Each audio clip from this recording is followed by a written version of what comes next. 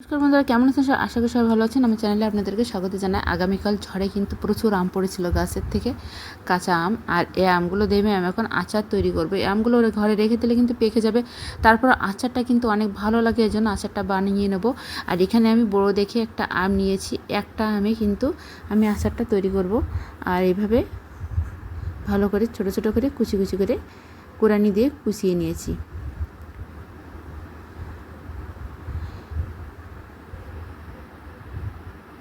আর এরপর আমি খালি কড়াইতে শুকনো লঙ্কা, জিরা, গোলমরিচ, পাঁচফোড়ন, যারে বলে রাঁধুনি,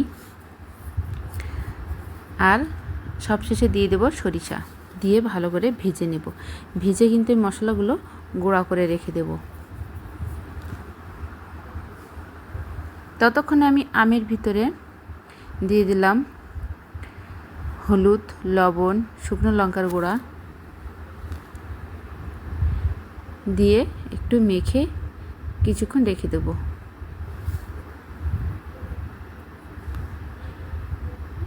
এটা যখন এই মশলাগুলো দিয়ে মাখানো হয়েছে তখন কিন্তু অনেকটা কমে আসছে।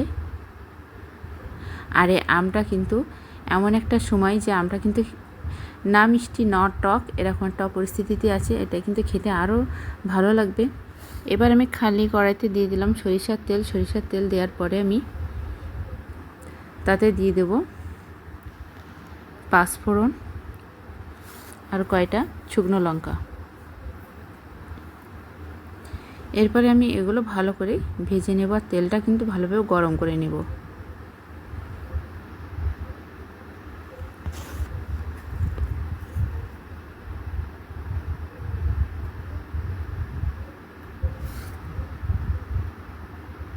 ভেজে নেওয়া হয়ে গিয়েছে।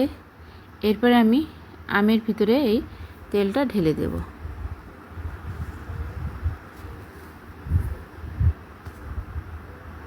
তারপরে আমি তেলটা ভালো করে মিশিয়ে দেব আমের সাথে, আর সাথে গুঁড়া করে রাখা মশলা দিয়ে দেব, দিয়ে ভালো করে মিশিয়ে নেব।